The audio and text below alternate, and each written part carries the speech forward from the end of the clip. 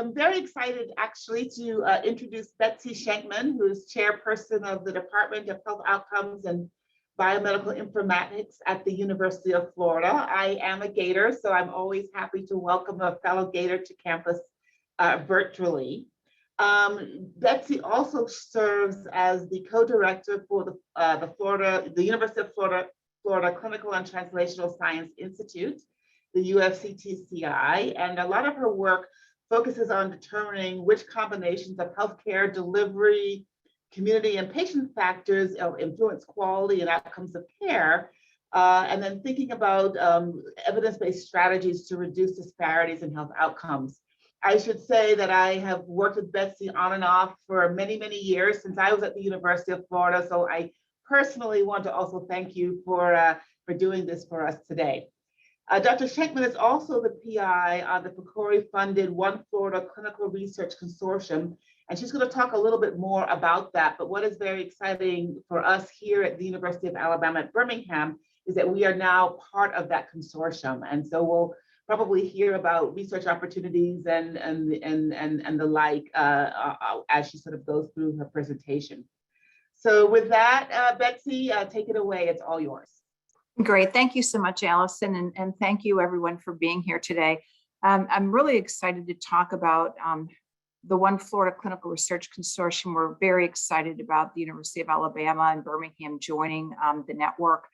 And today, really, I want to provide an overview of how we have really leveraged OneFlorida as a venue for learning health system opportunities within our Clinical and Translational Science Institute.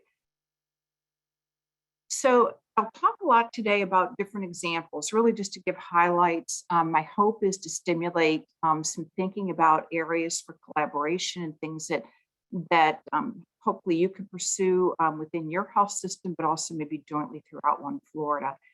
And just as a way of a brief background, I think we all know why it's important to have real-world data to improve health. And real-world data and using that in the healthcare delivery system, using it to improve health outcomes, that really is a critical foundation for a learning health system.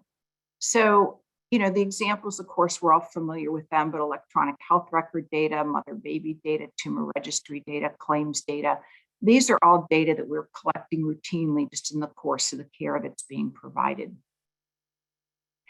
And this information is really critical for us when we start thinking about how do we address the leading causes of death in the Southern United States? So heart disease, cancer, stroke, you know, some of these are the major things that we see throughout the Southeast. And on the right, I put some information about where Alabama, Georgia, and Florida rank in terms of maternal morbidity and mortality, which is a significant issue. Excuse me, let me go back.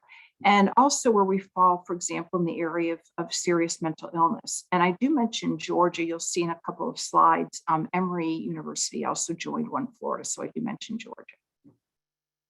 The other part that we have is that really goes hand in hand, I think, with the health outcomes that we see and some of the risks that we see for disease. Certainly are the clusters of persistent poverty that we have, particularly in the Southern United States. And you see that in Alabama, you see it in Georgia, but also in North Florida. And in North Florida, the dot that you see on the center of the map up at the top of the state, that's actually Alachua County, which is the home of the University of Florida. And Alachua County has been a site of persistent poverty, particularly in Gainesville's east side. So this is the backdrop that we're working within. So OneFlorida really is a partnership and developed from our UF Clinical and Translational Learning Health System initiative. And as part of that, and I know we have Dr. Ramsey Saloom on the call today, Dr. Saloom is an implementation science expert and a health economist, and he also, as part of this initiative, leads our dissemination implementation science core. And we really see this partnership with our CTSI and with OneFlorida and with our DISC as being really, really critical foundation, along with our partnership with UF Health. So this is a slide from our Clinical and Translational Science Institute, really providing the definition and talking about the learning health system. And this, of course, is key part of our strategic goal within our Clinical and Translational Science Institute, and making sure that we're really working to align the science, the informatics, and the culture, really to capture that knowledge and then translate it into practice. This is our organizational chart for our learning health system. And so we have a very interesting structure within our health system, where our president of UF Health is also our senior vice president for health affairs. So we're very fortunate to have that kind of integration. And that really allows us to work, I won't say completely seamlessly, but as seamlessly, I think, as we possibly can, from the university to UF Health, the inpatient and outpatient settings. And so our organizational structure, you can see that we have University of Florida clinicians, we have the research community, we work very closely with UF Health, administrative personnel and quality improvement. And we do have a learning health system committee that includes representation from all these entities, all of our health science center colleges, our chief quality officer, our chief research information officer that's part of UF Health, our chief information officer, clinicians, and it's really this multidisciplinary cross-setting team that leads the learning health system process. We do offer pilot funding, and I'll talk about some of those pilot projects and how they've manifested themselves. And then we work very closely with Dr. Saloom and others, implementation science experts, to make sure that whatever it is we're doing, we're considering the outpatient department workflow, that we're working with regulatory affairs, our quality improvement teams, our informatics teams, because there's many things that we want to do that does have an impact on the EHR and wanting to use Epic. And then we also work very closely with patient partners and community stakeholders.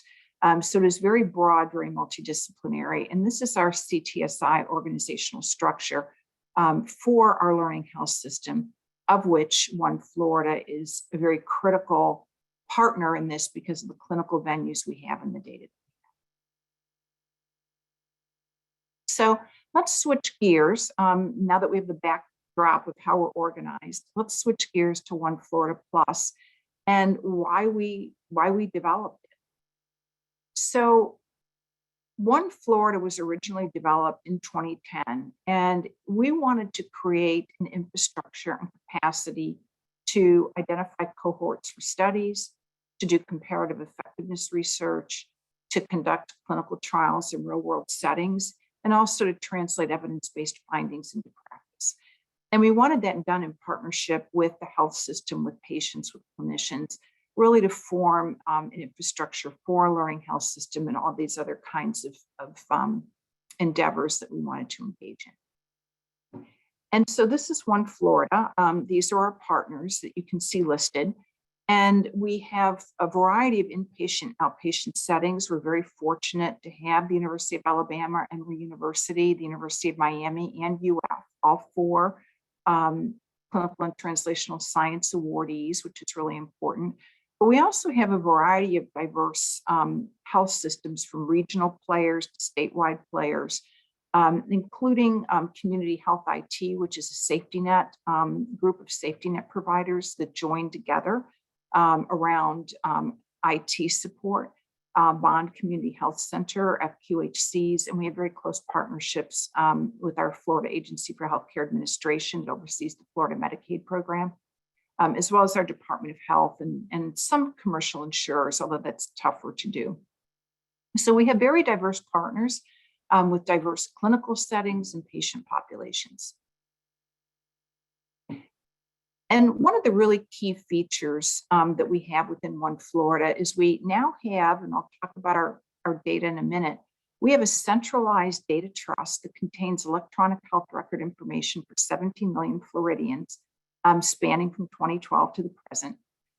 We are in the process of adding data for Emory University and the University of Alabama, which will add another 3 million individuals approximately.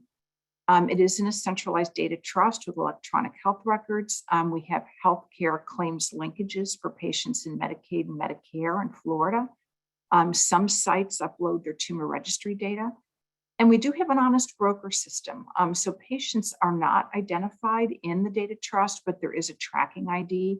And with proper IRB approval, they can be re-identified.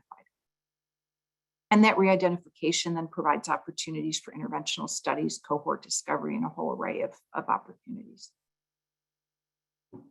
So I'm not going to go through the entire timeline of OneFlorida. I actually just chose one slide from the timeline. There's 2 data points I want to mention on here. OneFlorida actually started as a supplement to our Clinical and Translational Science Institute in 2010. Dave Nelson, who was the PI at the time, the CTSA, he and I wrote a supplement to NCATS, and it was funded. And it started with one clinical partner with UF Health and a partner at Florida State University. And we really spent 5 years, working very, very hard to expand our partnerships, build up OneFlorida. And in 2015, we were funded by PCORI to become one of the clinical research networks in the country. And now there are 9 of them. We are one of the 9. And then from 2015 on, it was really this wonderful upward trajectory. And so now there's this great opportunity for me to talk about the different studies that we've implemented that really can feed back into a learning health system. All of them leverage real world data and hopefully, again, stimulate thinking and ideas for what we can all do going forward. So you've heard me mention the data trust a couple of times already, and the clinical venues and the diversity of the patient populations is really essential. But the data trust, really, the real world data is really that foundation that allows us to do so much. And so I've mentioned some of the types of data, EHR data, patient reported outcomes.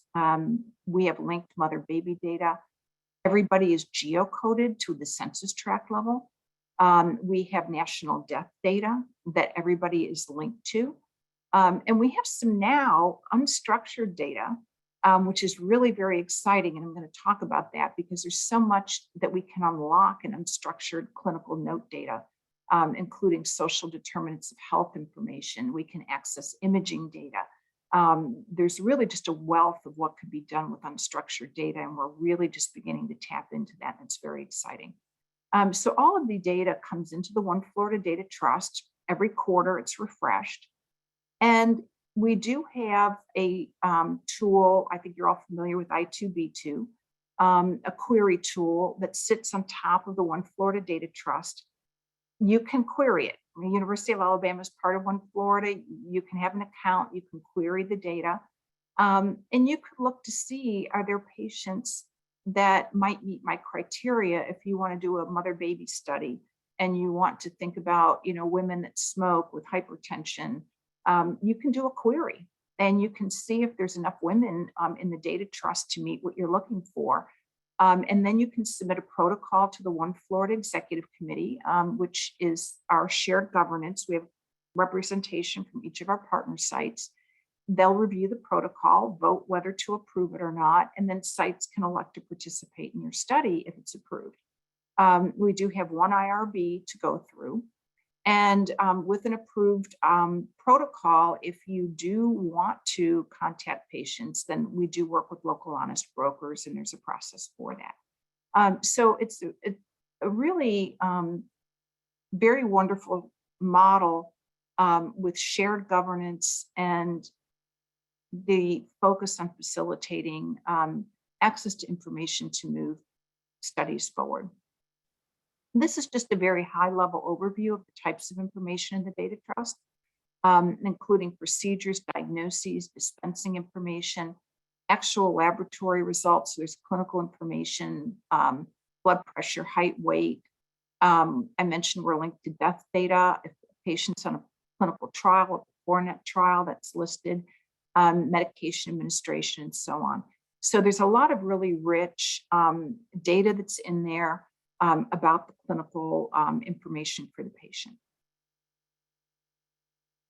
So with, again, all this backdrop of how our learning health system is organized, with a brief history of OneFlorida and its partners and its key data infrastructure, I really want to go through some of the funded projects Some of these projects started with funding from the CTSI and our Learning Health System pilot program. Others were supported through some seed funding with OneFlorida. And so these all, I think, provide a range of examples that cover a wide range of patient populations and interests. So one of the things I want to start with first is really some very novel work around social determinants of health. And I really want to start here because, you know, this is an area that touches us so deeply throughout our country, and particularly in the southeastern United States, where we see very high poverty. And social determinants of health, as you can see in that wheel, you know, we have social issues, health behaviors, environment, economic, responses that people have to a wide array of, you know, structural racism, a variety of factors that impact people. And if we move from looking at that circle at the far left and move over to the right, you'll see a map of Florida. And we have a PhD geographer, Dr. Jacqueline Hall, that did some work looking at the socioeconomic vulnerability measure from the CDC. And she mapped out each of Florida's counties. And so the deeper shading indicates more vulnerability. And you can see the counties with very high vulnerability in Florida. Many of them are concentrated in the northern part of the state. And so we really wanted to tackle the issue of how can we better understand social determinants of health. So yes, we have everybody geocoded to a census tract. That tells us the context that they're living in. But we don't have their individual information as richly as we would like. So while we may know that someone's living in a very vulnerable census tract, we may or may not know, are there issues with intimate partner violence, food insecurity, housing instability at the individual level.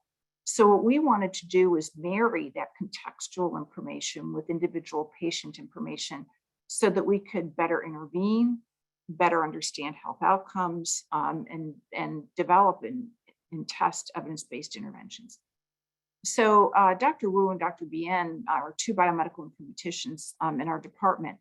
And what they did was they received funding from PCORI to extract information from clinical notes about patients' social determinants of health, including what's their job, what's their employment, are they working? If so, in what type of work? You know, people can be very vulnerable to environmental exposures based on their work. Again, issues like intimate partner violence, housing instability. And they're extracting that using natural language processing from unstructured note data. They're going to use that information in a case of lung cancer screening to think about how can we better identify and target social determinants of health and reduce those barriers to increase access to screening. And that, you know, they happen to be using lung cancer screening as a use case because we have so much tobacco use and high lung cancer in our catchment area. But this could apply to a wide array of screenings, be it cancer, hypertension, any. So we're very excited about this work. Then they're using their natural language processing techniques to create pipelines to feed information to the data trust about individual level social determinants of health that can be used along with our geocoded information about where the patient lives. And one of the things that has accelerated this process is some work that OneFlorida and our Clinical and Translational Science Institute embarked upon with a group called NVIDIA. And the NVIDIA Corporation created a computing platform that's extraordinarily powerful. Everything, of course, at the University of Florida is called Gator, so it was called Gatortron. And we embarked on joint testing with NVIDIA using 290 million clinical notes from 2 million patients, 50 million encounters, and 80 billion medical words. And what we wanted to do was remove PHI from the clinical note data so that we could more rapidly access it to look at social determinants of health and a variety of other factors. Because, you know, the note data could have PHI in it. So say somebody was writing a note about me and they were saying, well, we have Betsy Shenkman, and she's a professor at the University of Florida. And she has trouble affording food. Well, if you had that information about me, then you could identify me. So basically what the researchers did is they worked with the NVIDIA Corporation to very rapidly be able to remove identifying words from the note data to make it more accessible for research purposes, or more accessible also for large scale initiatives that could be used with learning health systems. So by being able to remove PHI information and dealing with massive amounts of clinical text, you can facilitate clinical research, you can facilitate patient recruitment, you can facilitate decision support tools and their development. And you can use this kind of artificial intelligence with text data to identify symptoms, adverse events, social issues. And so this was built in less than 7 days, which could not have been done without the NVIDIA platform. And it was done with far less error than any comparable models that have been done in the world. So we're very excited about this tool. There's opportunities, to make that available to our partners and enhance what we can extract as information that we can use for the learning health system. And that is the unstructured data, which is extremely exciting. I won't talk a lot about this. I just really wanted to mention this particular study because, we are worried about COVID-19, not only the severity if someone has COVID, but the post-acute syndrome that has developed in adults. And of course, also children are vulnerable. And part of this was really trying to understand racial and ethnic disparities in COVID-19 severity. And again, I think this applies also to the post-acute syndrome. But this is a model that has been developed with Dr. Bien and Dr. Hu, who is now at Harvard University, really looking at the exposome. So air pollution, the built environment, social deprivation, again, in a contextual level.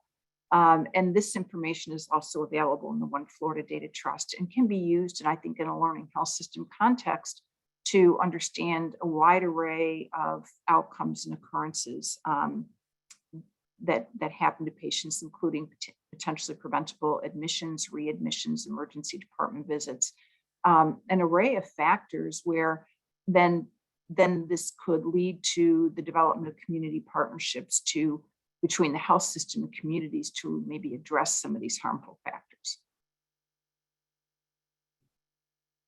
This is another study within OneFlorida that I'm particularly excited about. This is with Dr. Bien and Dr. Guo. Again, they focused on lung cancer screening because lung cancer is a significant factor for UF Health. We have the highest tobacco use rates in the state in our immediate surrounding catchment area in North Florida, and high rates of lung cancer, as well as high morbidity and mortality. And one of the things, and this is where real world evidence is so important, is lung cancer screening is very cost effective. But once it was started in the real world, there are high false positives, there are invasive diagnostic procedures that may be not necessary. And all this was discovered once lung cancer screening was implemented more widely. So OneFlorida data is being used to better target individuals at risk for lung cancer. And on the left, you see in this little infographic, the current lung cancer screening criteria.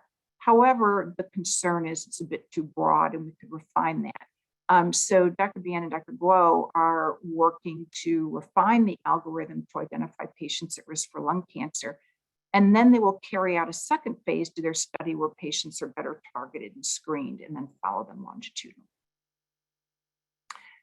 This is another example of a study that was funded through NIH that directly grew out of a concern looking at hospitalizations and falls fractures among older adults. And so a faculty member in the College of Pharmacy, Dr. Losignac, developed a tool to identify potentially unsafe concurrent opioid and benzodiazepine use among older adults. And these two drugs shouldn't be prescribed together, but often they are, and they can lead to a range of adverse events. And so this is a tool that she developed that will be tested and deployed within UF Health to try to identify these unsafe prescribing practices and hopefully then prevent further injury, hospitalizations, and so on for adults 50 and older. This is another study that was supported through OneFlorida. Dr. Stephanie Steros, who is an epidemiologist and also an implementation scientist. And the reason why I wanted to mention this study is because this really very nicely leverages, it's funded through the National Cancer Institute, grew out of a lot of very extensive work that Dr. Steros did with OneFlorida, but leverages our outpatient settings. And Dr. Steros has done some very exciting work combining parent-targeted text messages with clinician-targeted messages, and sending those out using systems at UF Health to improve vaccination rates for 11 to 12-year-olds. And this has been a study that is still underway, but has been very successfully deployed in multiple clinics. And we're very excited about the impact that that's having on increasing HPV vaccination rates. Another area in our approaches to how can we improve outcomes of care and think about more effectively reaching out to vulnerable individuals is really thinking about populations that often are overlooked, and we have many vulnerable populations. But we often don't think about transgender and gender nonconforming individuals. And they do have potentially elevated cancer risks. They do have higher risks of certain health behaviors that contribute to cancer, such as smoking and alcohol use. And they can be potentially difficult to identify. So Dr. Guo and Dr. Bien are leveraging data in OneFlorida to develop cohorts of individuals, first identify them using what's called a computable phenotype algorithm to identify transgender, non-gender conforming cohorts in OneFlorida electronic health records.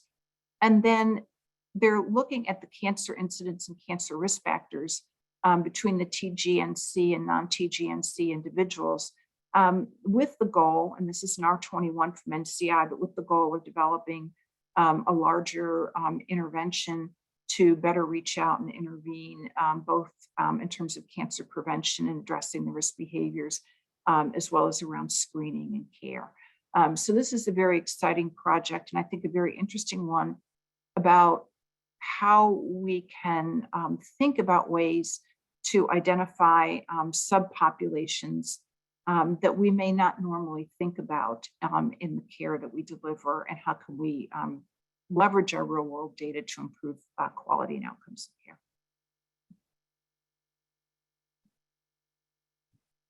of care. This is a study that I really wanted to highlight around the learning health system related to hypertension, because it is so common.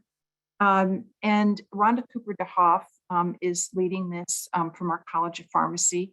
And, hypertension is a major issue throughout the Southern United States. It is modifiable. And one of the things that Dr. Cooper DeHoff was interested in was undiagnosed and uncontrolled hypertension. And she wanted to really be able to better target interventions to the people and places with the greatest need. And so one of the things that she did was she used the OneFlorida Data Trust, and this was actually published in 2018, and we have a lot more data and more partners in OneFlorida, so this map might change if it were to be redone today. But she first wanted to identify individuals with diagnosed hypertension. So she went and she looked at the ICD codes and identified the patients, and we plotted them on the Florida map, and the deeper the color, the higher prevalence of diagnosed hypertension. But the other thing that Dr. Cooper DeHoff was interested in was, well, what would happen if she used the blood pressure information, the systolic and diastolic blood pressure information in the data trust, and looked to see, are there people that seem to have hypertension, but they've not been diagnosed? And so she used an algorithm where she used outpatient data. The data had to occur on a couple of different occasions. She removed inpatient information, ED information, and looked at what people's blood pressures were, and looked to see, did they have a diagnosis of hypertension or hypertension, medications to treat the hypertension. And what she found, and if you see how the pattern has changed here, she found In South Florida, more of an occurrence of people with undiagnosed hypertension. So they had elevated blood pressures, no ICD codes, no evidence of medications to treat their blood pressure. And so this information is very interesting and informative about, are there pockets then of people with undiagnosed hypertension where then we could be doing better outreach and perhaps intervening and preventing stroke, other morbidity and mortality. So I really love this study that Dr. Cooper DeHoff did, and would love to also see us update it with our more recent data that we have in the data trust.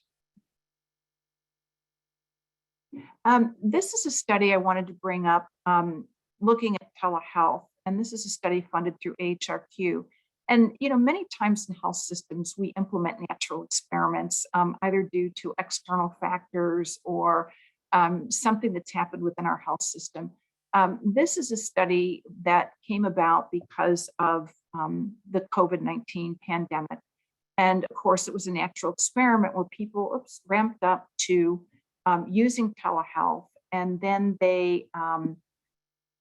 it backed off a bit as COVID seemed to recede, and then it ramped back up again as we had different variants show up. And so one of the things that we were interested in is for patients with type 2 diabetes and or hypertension, who received telehealth and why, and who didn't? And then for those that received it, did we see any effects on blood pressure control? Because remember, we have their actual systolic and diastolic blood pressure, and any changes in hemoglobin A1C and inpatient admissions. So we're in the process of that study right now. But really, you can really think about leveraging the data that's available to think about, well, what are the effects of some of the natural experiments that occurred either due to major external pressures like the pandemic or different components internally. So I want to turn attention just for a moment to our learning health system portfolio. And I've been talking, obviously giving you an overview of a wide variety of studies that we have going on within OneFlorida, and hopefully giving you a snapshot of everything from common chronic conditions like hypertension. I've given you some cancer-focused examples. I've also given you examples for older adults, and also talking about social determinants of health, which are cross-cutting. But these are studies that are funded. Again, many of them started with funding from our Clinical and Translational Science Institute and our Learning Health System initiative. But I want to talk a little bit about how we started with our Learning Health System in our CTSI and then our current portfolio. So I mentioned earlier, implementation science was really a necessary and very important foundation. We're very fortunate to have some wonderful experts in that area. And an early motivation for us certainly were the PCORI studies focused on comparative effectiveness research and also being very patient focused. In addition, we were very interested in making sure that we had training in place. And so we developed a certificate in implementation science that is available through our Department of Health Outcomes and Biomedical Informatics. So we really saw the research and the training is going hand in hand. And we've really had a wide range of studies that have been funded LHS projects, some of which have led to funding that I didn't describe, and I'll give some more detail on these.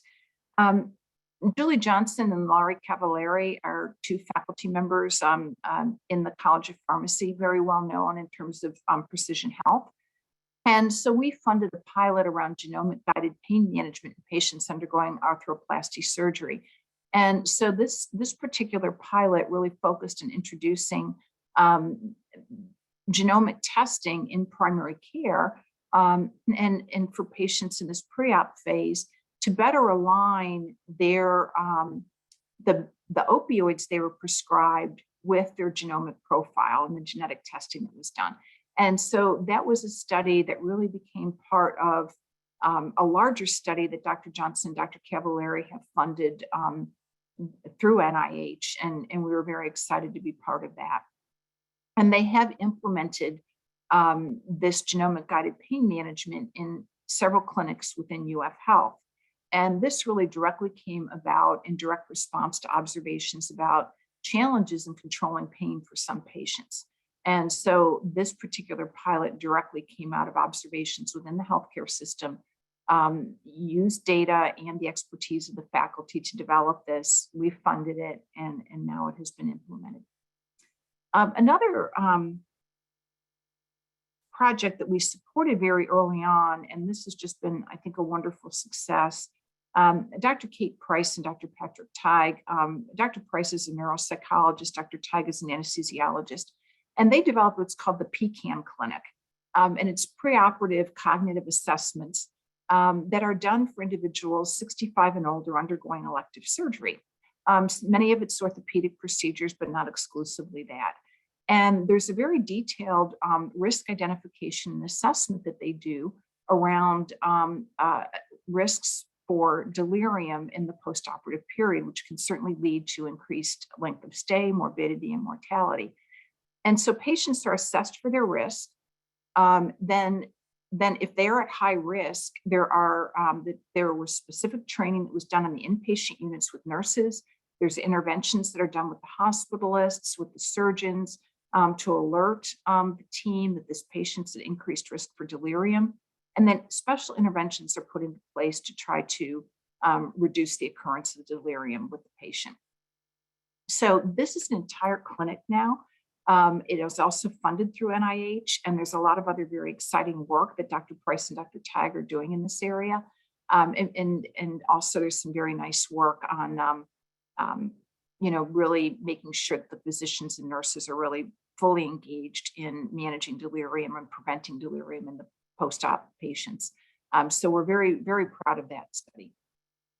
One of the studies that I do want to highlight is work done by Dr. David Fideli. And one of the reasons why I want to highlight this one, it's the one in the middle on healthcare provider education in rural communities. This is focused on a variety of interventions that were done around asthma. Children with asthma can have preventable inpatient admissions, ED visits. And so Dr. Fideli's study, I think, really was a very nice partnership with local providers. He also had a component where he involved school systems and UF Health. And so LHS projects, I think, are very exciting to expand them and make sure that you're really fully incorporating the community and community settings. I will briefly touch on the last one, addressing social determinants of health and social needs. This project, is looking at using our EPIC questions and collecting individual social determinants of health information from patients using the EPIC screener. And one of the things that we found as part of our pilot work with patients when we were testing the EPIC questions and administering the questionnaire to them, and we did cognitive debriefing to ask patients, how do you feel about these questions? Who do you want to talk to about your responses and that kind of thing?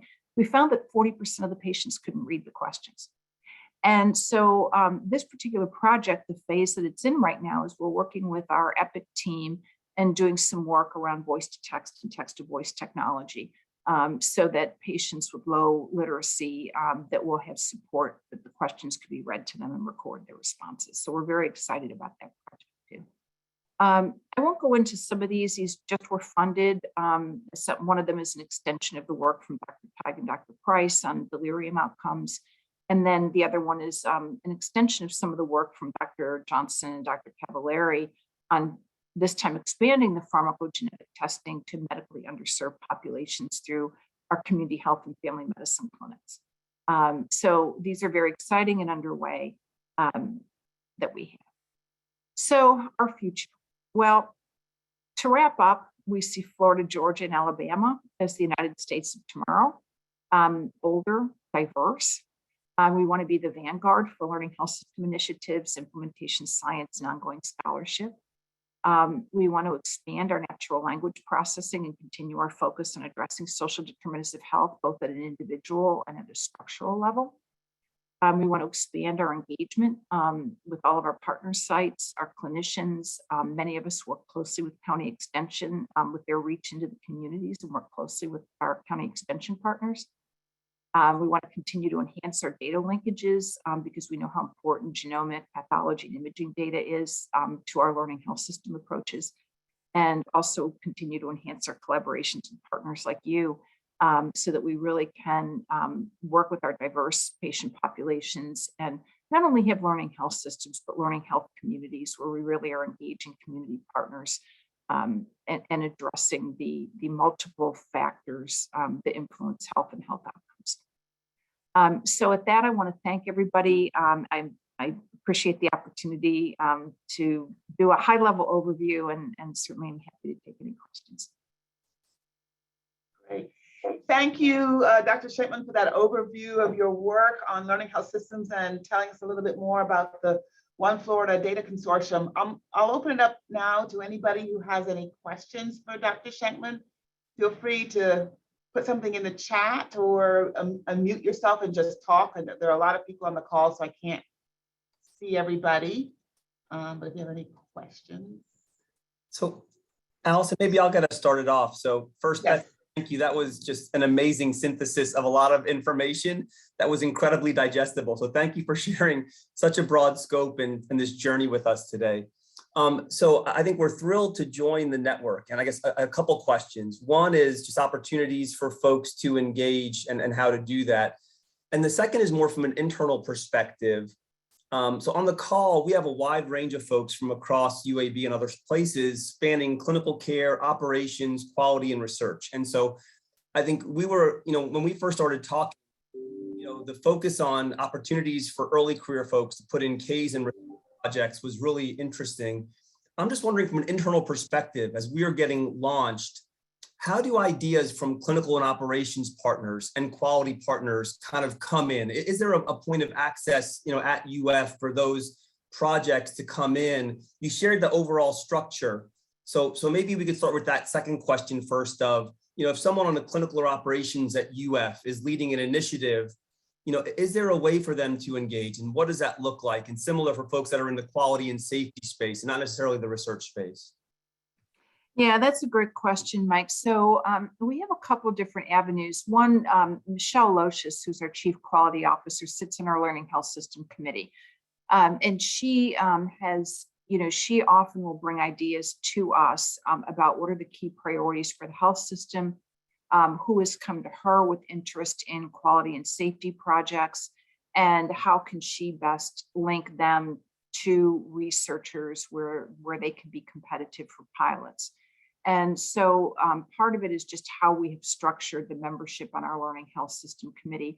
And likewise, researchers from UF, myself, and others have been invited to sit on the UF Health Quality Committee and also certain subcommittees. So for example, there's a subcommittee on readmissions because that's such a huge focus area for the health system right now. So we really have this bi-directional committee membership and support, which has been really, really critical. So that's really one thing that we've done. The other thing is for all of our pilots, we require that, that the applicants are a multidisciplinary team. So they have to have practicing clinicians. They have to have researchers, so we really have forced that composition, because one of the things we were finding, and you won't be surprised at this, but we were having some very wonderful, talented investigators submit great ideas, and they had never talked to any of the clinicians. And so, so we basically forced that structure for all of our learning health system pilots. In terms of the practicing clinicians that have ideas, that has been more challenging for us if it's not coming at us through the route of the quality and safety group. And where the challenges come in several ways. And I think it would be very exciting for, UAB, Emory, some of the particularly the CTSA sites to think about maybe a learning health system subgroup, or how we might want to think through how we could be better at this. one of the things that we found is that that sometimes, because we do have practicing clinicians in our Learning Health System committee, ideas will be funneled through those committee members, and that can work quite well. Or because we've said to researchers, we're not going to fund you for a pilot if you're not partnering with practicing clinicians, then ideas can be modified and really addressed in that way.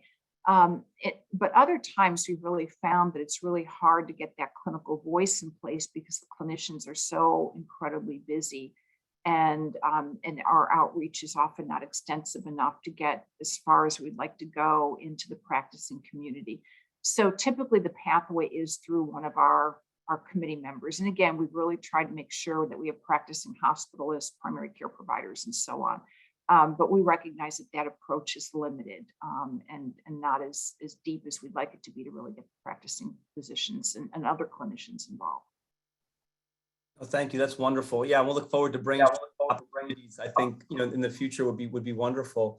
And then in terms of folks who are interested in engaging the network, maybe you shared, but or we could share after a link. I was just, as you were presenting, I was thinking through folks who have recently gotten career awards and Ks, at UAB in the health system, and saying, oh my goodness, here's their next grant. Can they partner and say, how do the findings that were, here, are they generalizable, and do they translate through a hybrid or IS type trial? So I think you've shared, but we also want to make sure to share the opportunity to engage in that. You've been so, I think, gracious, welcoming to saying, if folks have good ideas, please bring them to OneFlorida and getting those concept proposals coming through from UAB. Absolutely. So there is a front door for OneFlorida, and what I can do is make sure, Mike, that you and Allison and others have that information. It's really a very simple form where you can lay out your study idea, and it is in your welcome. Some investigators come and present their study idea to the OneFlorida Executive Committee. Others just fill out the form, and then we review it and present it. And then the partners will vote on it. So it really is a very simple intake form. We have a front door manager that works with investigators to help them understand what data is available.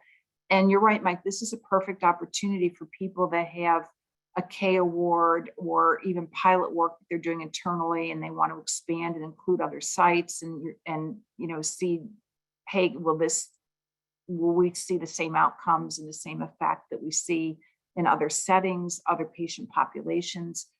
So this is really ideal for that.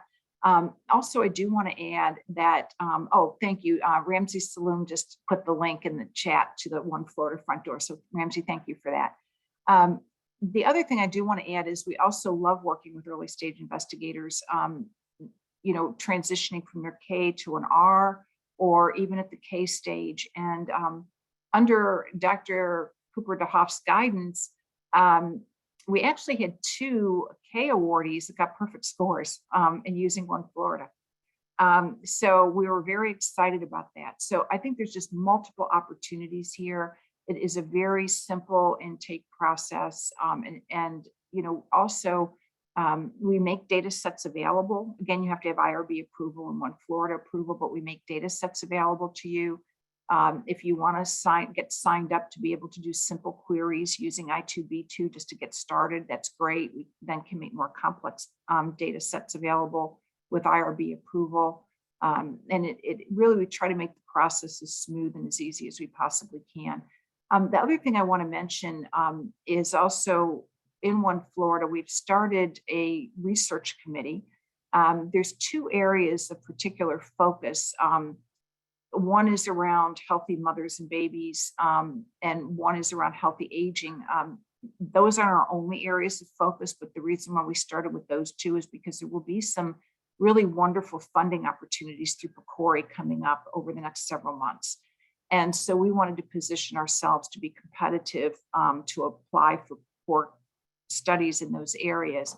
And we will be putting out a call for proposals and seed funding and things like that in those 2 areas in particular. Now, again, if that's not your focus, that's fine. But we obviously do a wide range of studies. We have a wide range of areas that we support.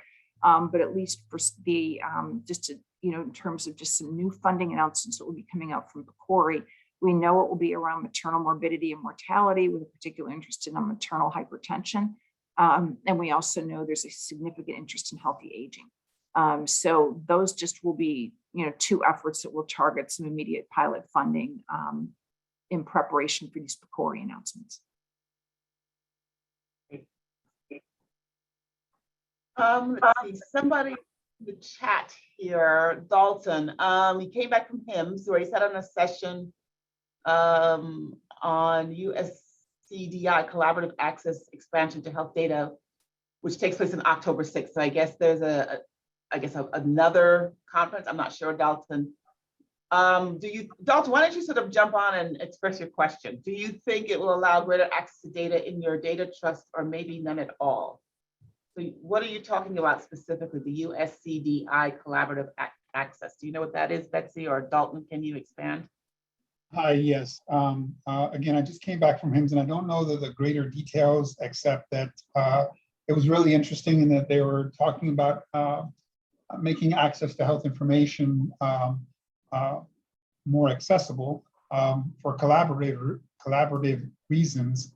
And I wondered if that was going to have like a positive impact on your system and being able to get more information into your system or not. So, I don't know, and I'll have to look into that. I think, in terms of right now, access, certainly UAB, would have full access. Anybody at UAB as a OneFlorida partner can use I2B2 and access the data. And again, with IRB approval, can get a data set or can ask for a more detailed query for cohort discovery or whatever purposes. So right now, you all have full access. In terms of being able, something like this would allow greater data linkage, for example. We do work with the national company, and as does all of the 9 clinical research networks. It's called DataVant. And it's a tokenized system that's privacy preserving that allows for data linkage so that we can link to the national death data. We can deduplicate across sites. So using the DataVant tokens, as they call them, we can know if we have a duplicate patient, say at any of the hospitals in Florida, or even if that patient left Florida and went to Emory or UAB, we can deduplicate in a privacy preserving way. So I don't know if something like this would allow us to have access to more data, which really where our data gaps are the greatest. It would be wonderful to have the linkage to more commercial claims data. And that's been a very difficult nut to crack because most commercial insurers are very reluctant to share their claims data. But we do have some limited commercial claims data linkage to the data trust. We have Medicare data linkage, Medicare claims, as well as Medicaid claims linkage. So that I don't know. It will be interesting. I do think people are pushing for greater data access and combining more data. So we'll see and I'll look it up and see if this might have an effect on more opportunities for linkage. But right now, as it relates to UAB, you certainly have access to everything I have access to. Thank you. Any other questions for Dr. Shenkman? Jump in if you do. All right. Well, Betsy, once again, thank you so much for this. This has been wonderful. Hopefully we can get more UAB investigators and health systems folks involved with OneFlorida. We're looking forward to the possibilities of collaboration. And so thanks again. So this is wonderful. Wonderful. Thank you. Thank you. Take care, everybody. And we have one more Learning Health Systems speaker next week, and you'll get more information about that in your email. So thanks again. Thank you. Thanks so much.